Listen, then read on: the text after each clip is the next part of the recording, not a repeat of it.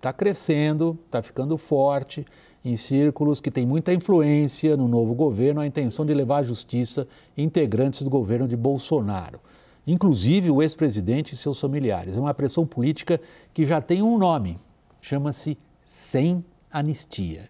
Confira na reportagem de Carol Rosito.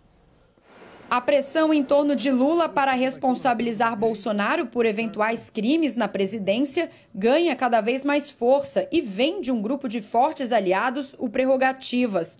Advogados e juristas que deram apoio público ao presidente nos processos da Lava Jato e contam com 5 integrantes entre os novos ministros. As condenações que o grupo busca vão desde a inegibilidade de Bolsonaro até a prisão. O Prerrogativas diz que não se trata de vingança e sim do que chama de justiça e reparação.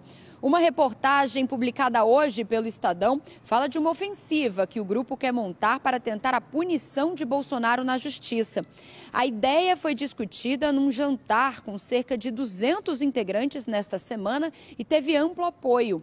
Os participantes chegaram a puxar juntos o mote Sem Anistia. Foram as mesmas palavras entoadas por uma multidão na cerimônia na posse de Lula quando o presidente fazia críticas ao governo Bolsonaro.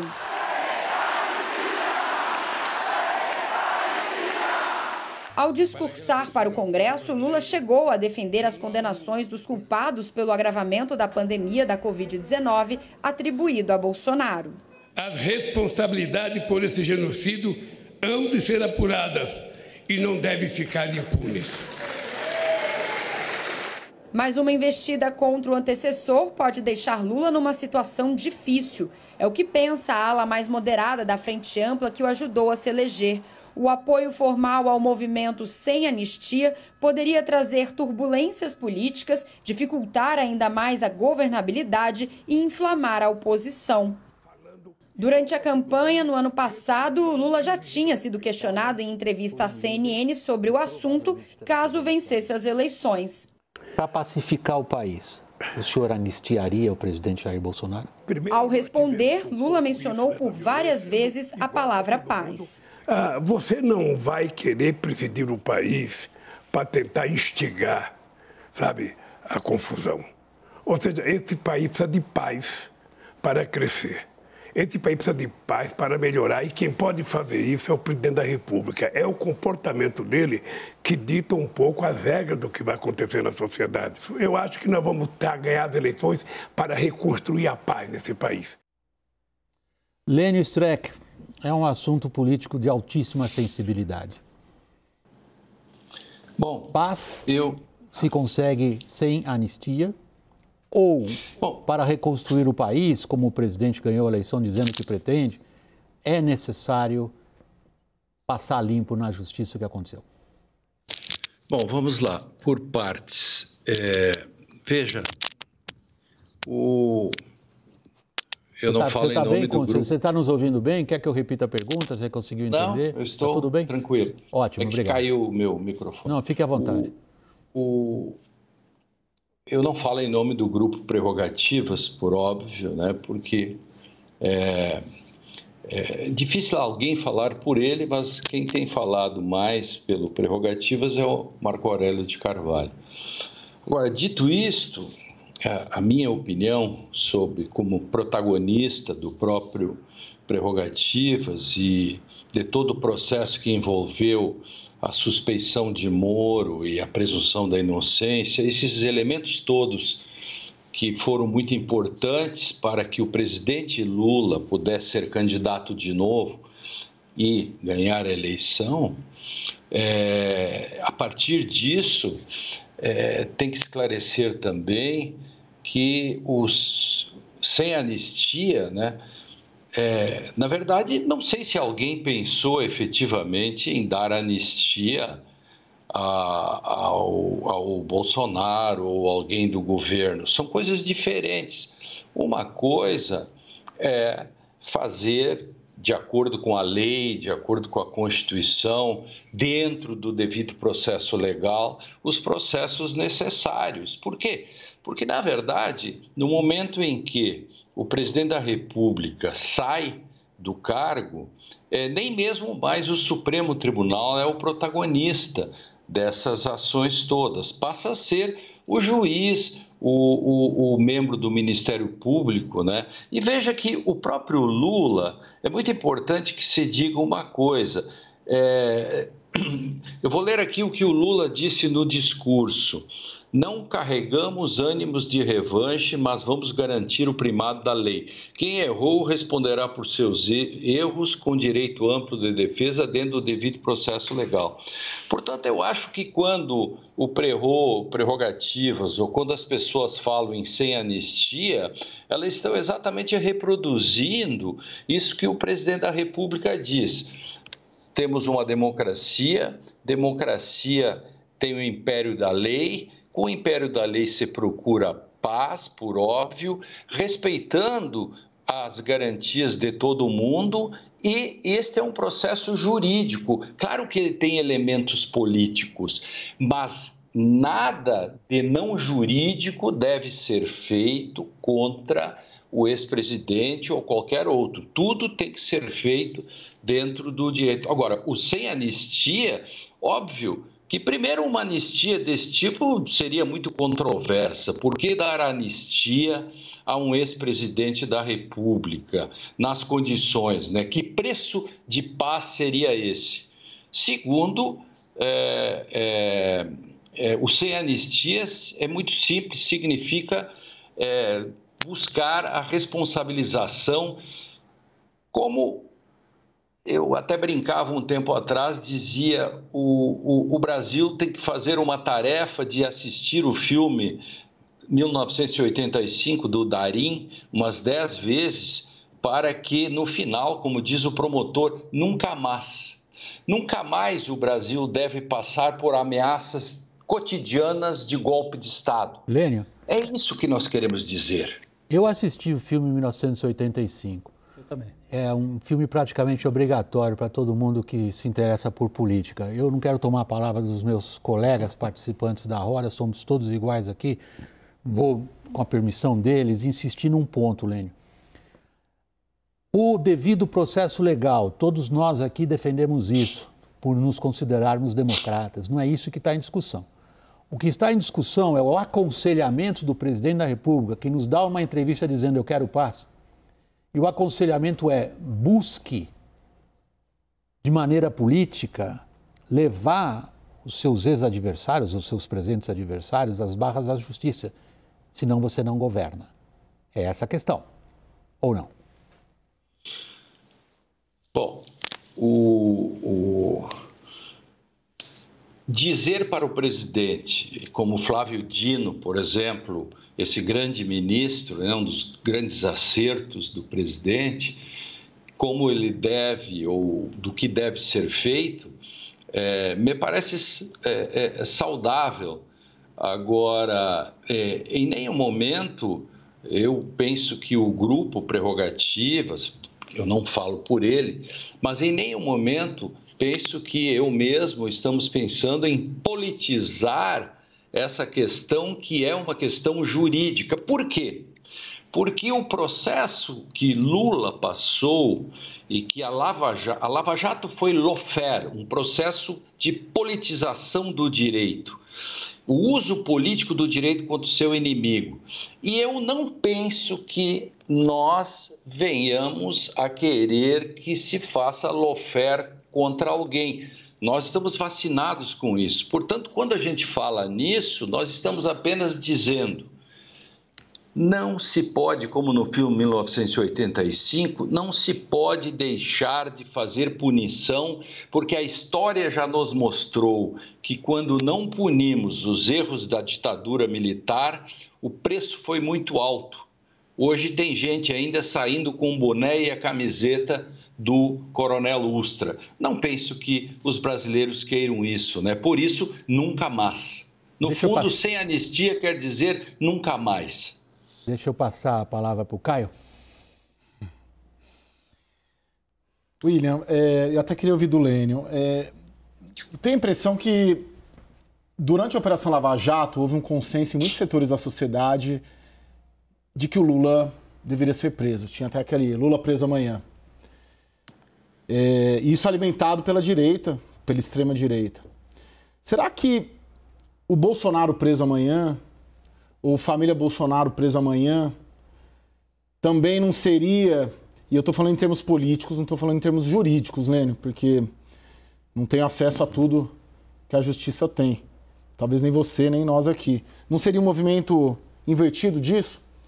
E outra coisa, o Lula foi preso, saiu, virou presidente. No limite, um Bolsonaro preso, você não fortalece o bolsonarismo? Eu acho que são coisas diferentes. Eu vou dizer por quê. Primeiro, nunca um processo, nunca um governo influenciaria um governo democrático como do presidente Lula, influenciaria o judiciário. O judiciário aprendeu muito. O judiciário de hoje, o Ministério Público de hoje, com problemas, evidentemente, mas ele aprendeu muito. Isto que o Ministério Público fez e se desgastou, o Ministério Público hoje tem uma lista de débitos com a sociedade muito grande. O Ministério Público sabe disso, o Judiciário sabe disso, nunca mais o Judiciário vai fazer o que fez com o ex-presidente Lula. São coisas diferentes. Eu tenho certeza que o Judiciário de hoje, com o Supremo, que aprendeu muito, com a própria Procuradoria da República, lembra-se que o próprio Aras, quando entrou, livrou-se da Lava Jato porque soube entender o que foi a Lava Jato de ruim, como a Operação Mãos Limpas na Itália. Então, eu tenho certeza que os processos contra Bolsonaro, se por acaso chegasse à prisão, não seria do modo como foi feito, sem provas, com o Ministério Público fazendo um agir estratégico, como foi, horrível. O Ministério Público mudou e sabe que o governo dá novos influxos às instituições. Isso é inexorável na democracia. Então, seria muito diferente hoje. Não haveria lawfare, que é o uso estratégico do direito como arma política contra os seus inimigos. Lênio, eu sou um otimista. Desculpa, Lênio, eu sei que você concluiu. Yuri? Sim. Vamos lá, eu estou aqui ouvindo muito do que o Lênio colocou, do ponto de vista jurídico, também não dá para eu entrar, mas do ponto de vista político, eu compartilho de algumas das questões que o Caio coloca aqui para serem debatidas. E aí, de novo, independentemente do que aconteça, se mova um processo contra Bolsonaro, se existam provas robustas contra isso, do ponto de vista político, que é o que a gente acompanha, e da crônica política, uma parcela significativa da sociedade jamais vai aceitar que Bolsonaro seja preso ou condenado ou processado por mais evidências jurídicas, racionais, concretas que existam, da mesma forma que provavelmente essa mesma parcela jamais vai aceitar todos os argumentos que o Lênio, de forma racional, argumentada, técnica, jurídica, está colocando em relação ao que aconteceu com Lula. Então, me parece que essa questão, do ponto de vista político, ela é insolúvel. Ela não vai haver condição política de se convencer um lado ou outro de que a justiça está agindo, de fato, como ela deve agir, de forma equilibrada, isenta. Sempre vai se ver a perspectiva, o viés político a favor do seu escolhido e contra o seu adversário. Dito isso, me parece muito claro que também para o governo Lula não ser questionado numa espécie de revanchismo e nem de revisionismo histórico, precisaria escolher as batalhas certas nisso. Não sei quais são. Poderia ser pegar de novo o relatório da CPI da pandemia, por exemplo, que é uma documentação farta, robusta, tem a sua conotação política, mas tem muito subsídio jurídico, teve participação de diversos advogados jurídicos, para se apostar em um processo. Me parece que, do ponto de vista político, para ter um pouco mais de credibilidade e ser menos alvo dessa tensão política que é de novo, para usar o termo que o Lênin usou, inexorável, também do nosso atual ambiente democrático, faria mais sentido, lógico, ter uma aposta e não várias apostas, como parece estar sendo o caso do atual governo. Cada segmento de governo tendo uma capivara para puxar contra o antecessor. Não é propriamente uma pergunta, nós estamos numa roda, Lênin, e você, aliás, não fica esperando eu passar a palavra. Eu não sei se você quer ponderar alguma coisa sobre o que acabou de ouvir, senão eu passo a palavra ao Felipe. Não, são coisas, só queria lembrar, por exemplo, que sempre numa sociedade polarizada é muito difícil isso é que nem um grupo de WhatsApp, né? Eu não conheço até hoje uma pessoa que tenha sido convencida num grupo de WhatsApp. Estamos por fazer um monumento ao convencido num grupo de WhatsApp, porque ninguém se convence. Isso é uma coisa numa sociedade que está com essa politização. O que acontece, então? Eu penso que passar pano, um certo passapanismo numa conciliação também não adiantaria nada, porque se eu, com argumentos racionais, eu não consigo convencer o meu adversário, por exemplo, qual é o argumento, então, para que, de fato, a sociedade possa olhar para frente? É fazer um acerto, por exemplo, com relação àquilo que o próprio presidente Lula disse, sem revanchismo, fazer as punições necessárias. Porque, veja, no cotidiano das práticas da sociedade, né, as pessoas furtam, as pessoas roubam, as pessoas fazem crimes. Bom, o que faz a sociedade? Ela pune. Ela sabe que ela não vai terminar o crime. Ninguém até hoje conseguiu vencer a batalha contra o crime, mas a punição é necessária. Por quê? Porque punindo, nós temos para o futuro aquilo que é a prevenção geral. Por exemplo, eu não uso celular no trânsito porque eu tenho medo de perder a carteira. Isto é, a lei penal fez com que eu me preocupasse com a prevenção. Quer dizer, ela preveniu, ela disse assim, você não vai fazer, e eu não faço. Então, o filme 1985, veja, Argentina, Uruguai e Chile, os três fizeram punições. Onde estão as tentativas de golpe? Ninguém fala em golpe no Chile e no Uruguai. Por quê? Porque lá a lei foi posta sem passapanismo. Aqui, por que se fala em golpe dia sim e dia também? Talvez a resposta seja muito simples. Foi um erro fazer a anistia do modo como foi feito. Felipe, você quer entrar nesse momento na conversa? Eu assisti ao filme Argentina, 1985. Eu sou fã do cinema argentino há muito tempo, o público que me acompanha sabe muito bem. Ricardo Darín é um ator extraordinário e eu acho que o grito de nunca mais em relação à ditadura, ele é absolutamente legítimo, válido, meritório, e a gente tem que zelar para que haja uma democracia com qualidade, né? Eu acho que o grande debate deveria ser sobre a qualidade da nossa democracia. Da mesma forma, eu gostaria de dizer nunca mais ao orçamento secreto, nunca mais à sabotagem da vacinação. Agora, também gostaria de dizer sempre, vou continuar repetindo como repeti ao longo da minha carreira, nunca mais mensalão, nunca mais metrolão, nunca mais departamento de propina de empreiteira.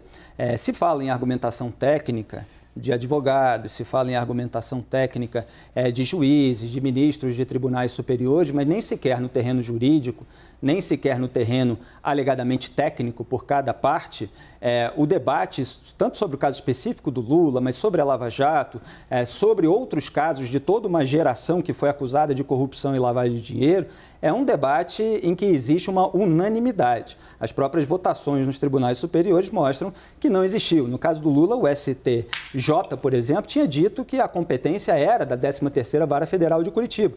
O STF decidiu que a competência era de Brasília. No julgamento da suspeição do Sérgio Moro, houve votos contrários. No julgamento de prisão em segunda instância, o STF mudou 4 vezes de posição.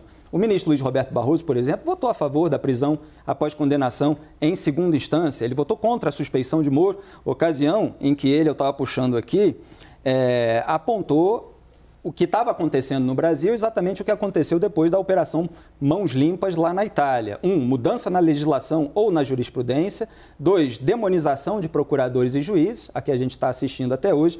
3, tentativa de sequestro da narrativa e de cooptação da imprensa para mudar os fatos e recontar a história. E ele falou que a corrupção, o sistema de uma maneira geral, quer vingança. Então você tem também pessoas muito qualificadas, com um currículo extraordinário, que têm posições contrárias. Agora, os tribunais superiores são decisivos a partir de maiorias de ocasião.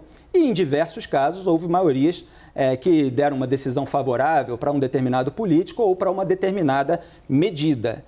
O que não se pode ter é um garantismo de ocasião, nem sequer um punitivismo de ocasião. Então, os mesmos critérios devem servir para todos os lados. Eu entendo que haja argumentos de que esse caso é diferente do outro. Em relação ao Jair Bolsonaro, que eu acho que deve ser responsabilizado pela sabotagem da vacinação, eu vejo uma falência dos órgãos de fiscalização e controle e, muitas vezes, por politização também. Então, a gente viu ali uma postura muito complacente do então Procurador-Geral da República, ainda Procurador-Geral da República, Augusto Aras, por exemplo, em relação a determinadas condutas do Jair Bolsonaro. E agora, só para concluir, Wagner, você tem todo um movimento político para que haja a punição do Bolsonaro. Ora, onde é que está a Procuradoria-Geral da República atuando para que não haja necessidade de uma iniciativa política? Onde é que está o Ministério Público atuando para que não haja essa necessidade? E a Justiça, claro, analisando todos os dados e provas para decidir, seja com a maioria de ocasião, seja tecnicamente, aquilo que for o que julga correto. William, só organizar um pouco nossa conversa. É óbvio, como eu disse logo de cara, Lênio, isso é um assunto da maior sensibilidade. E a gente é muito grato de ter uma pessoa com o seu gabarito acadêmico, com a sua experiência profissional e com o seu engajamento na política para poder fazer o que nós estamos fazendo. Cada um de nós aqui praticamente está fazendo um editorial. E eu não digo isso em tom pejorativo. Perdão, não digo isso em tom pejorativo. Eu acho que ajuda o público a entender a gravidade dessa discussão e o tipo de princípio e questão doutrinária que está envolvida nela. A questão resumida que o Felipe está colocando para você, e eu vou primeiro passar a palavra para o Caio, mas já deixo para você pensar, é a seguinte, Lênio. Se nós estamos vivendo mais uma vez um período no qual o uso puro das garantias e prerrogativas, daí vem o nome do grupo, obedece a critérios políticos ou não. Tá certo, Felipe? Você com a palavra. Eu só queria colocar, William, que o diabo dessa conversa toda é que, no caso, o alvo principal, que seria o presidente Jair Bolsonaro, o ex-presidente Jair Bolsonaro, seria, coincidentemente também, e aí, Lênio, muito respeitosamente, eu faço uma diferenciação a 1985... Do filme, você está falando. Do filme e da nossa situação também, né, do Brasil, é que, no limite, você prender o Bolsonaro, você tira ele do jogo político. E hoje, se a eleição fosse domingo, o único capaz, talvez, de tirar o Lula seria o Bolsonaro. Então há uma coincidência de você avançar judicialmente contra um adversário político, que hoje, claro, não sabemos o que vai acontecer daqui a 4 anos, seria o único com condições de tirar na urna o projeto político que venceu na urna agora em outubro. Acho que esse é aí que amplia a sensibilidade do assunto. Cada um está precisando de um bocado de tempo para falar. Também fui rápido. Mais ou menos. Lênio, por favor, a palavra é sua. Mas por quê? Por qual razão buscar a responsabilização do ex-presidente Bolsonaro pelo problema que foi dito aqui pelo Felipe, pelo Yuri, pelo Caio, pelo problema da pandemia, tudo isso que aconteceu, por que isso seria uma questão política? E se por acaso ele fosse preso ou condenado, enfim, e para ele ser preso também, no fundo, ele também tem que agradecer a mim e um monte de pessoas que batalharam pela presunção da inocência, né? Quer dizer, Bolsonaro, se condenado, poderá até o Supremo Tribunal buscar recursos graças ao grupo Prerrogativas também, que foi o que mais batalhou No início, quando nós começamos, nós cabíamos num Fusca, depois numa Kombi, depois num ônibus, e hoje nós já somos uma frota grande de ônibus. Agora, a questão que se coloca é, ainda bem que temos uma Constituição como esta, ainda bem que temos a vitória, mesmo, Felipe, por pouca diferença da presunção da inocência, ainda bem que temos a presunção da inocência. Aliás, quando nós entramos com a ação, eu fui um dos principais, Lula não era nem indiciado, nós não pensávamos no Lula, pensávamos nos pobres, e eu fui promotor 28 anos, pelo amor de Deus, se vocês soubessem. Eu convido alguém a ficar uma semana num fórum ou num tribunal e examinar os processos feitos contra pobres nesse país. Eu tenho estatísticas terríveis que mostram que 80% dos processos que vinham das comarcas vinham bichados. E eu media os processos pelo tamanho: fininho, pobre; processo grosso, rico. Então, porque nós temos presunção, isso é bom para todos. E a minha pergunta: por qual razão querer buscar a responsabilização que será feita pelo Ministério Público independente, que embora ele não tenha sido tão independente assim com o Bolsonaro, mas eu sou um otimista, com um Ministério Público independente, com o Judiciário independente, ou cada vez mais, por qual razão isso seria uma perseguição política e seria ruim para o Brasil? Porque quando forem presos outros, até o Temer, aliás, com prova ilícita, por sinal, por que não se disse que era político desse modo? Por que agora, quando é Jair Bolsonaro, estourou tudo isso? Agora sim, agora é político. Então, essa minha pergunta também fica nesse contexto, respeitosamente, claro. Não, a sua pergunta é excelente, Lênio. Eu acho que talvez seja, a gente gastou quase metade do programa até aqui para chegar na pergunta. Eu sou grato de você colocá-la de forma tão direta mesmo. É isso. Por que quando se trata de Bolsonaro, vocês jornalistas começam a falar que isso é revanchismo, que isso é perseguição? Por quê? Se o que está por detrás é, na verdade, a garantia de princípios e das prerrogativas de cada um, uma vez acusados. Do ponto de vista político, eu sou um jornalista político, nós quatro aqui nessa mesa somos jornalistas políticos dedicados a isso toda a nossa carreira, uns mais velhos, outros menos. A gente não consegue, como você também não conseguiu, diferenciar a conjuntura política da ação da justiça. Não estou com isso dizendo que a ação da justiça, eventual ação da justiça contra Bolsonaro, seja uma ação motivada por política. O que eu estou dizendo é que está se criando um clima de pressão política destinado a mover o atual presidente da República nessa direção. E aí a pergunta que foi feita aqui por jornalistas políticos, e todos nós somos cínicos, é a seguinte: o que é que o Lula ganha com isso? Você quer responder?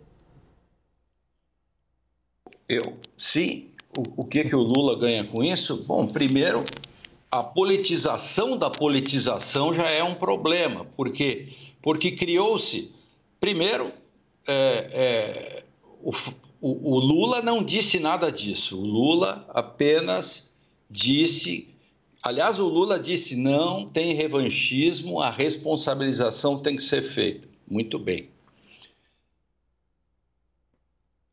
Dizer-se que que alguém vai influenciar o presidente para que ele faça, ou com seus ministros, enfim, uma busca política da responsabilização, também é uma opinião política. Então, ainda assim, fica a minha pergunta igual. Eu acho que de forma, não vou usar bem essa palavra desigual, mas digamos assim, não bem equânima, né? Fairness, falta um pouco de fairness aí nisso, aqui, digamos, em setores da sociedade em que se acha que quando o Lula foi, aí sim, com elementos de lawfare muito explícitos, não se dizia que era político. Aí se usava muita tecnicidade para dizer, e aqui mesmo acabamos de dizer, afinal o STJ disse que, como se o STJ não errasse, afinal até que se disse que. Bom, mas o que eu quero dizer com isso é que quando agora Jair Bolsonaro, que tem uma lista enorme, eu não quero dizer aqui todos os crimes que a ele são apontados, por que ele teria uma certa blindagem nesse sentido? Por que buscar a responsabilização seria uma questão política? Agora, o papel do presidente Lula nisso, essa é uma questão especulativa. Eu diria que é uma opinião política sobre se isto é uma questão política ou não. Digamos, é uma metalinguagem já de segundo nível, né? Que eu não tenho segurança em falar. Eu penso que é muito mais uma percepção contra uma percepção de que seria político, né? Não sei. Lênio, eu adoraria continuar essa conversa. Pena, a gente tem outros assuntos fortes na hora. Eu queria realmente, com toda a sinceridade, sem parecer aqui, enfim, ser falso, mas com toda a sinceridade, agradecer a sua disposição de participar de uma conversa aberta e franca como essa. Eu acho que a gente colocar aqui pontos de vista, e evidentemente nossos pontos de vista não são concordantes em várias coisas, eu acho que serve a nossa missão aqui no WW, que é trazer ao público a oportunidade de formar suas opiniões. Então, meu muito obrigado pela sua disposição de participar. É um enorme prazer tê-lo na nossa roda e boa noite. William Wack, Caio, Felipe, Yuri, foi um enorme prazer estar aqui. Estou sempre à disposição. Às vezes o William me esquece, né? Mas a gente não, Lênio, a gente não. Abraço vocês. Eu acompanho vocês item por item, hein? Estou sempre de olho, né? Que nem o Shakespeare me olha, eu olho você. Obrigado, Lênio, mais uma vez. Valeu.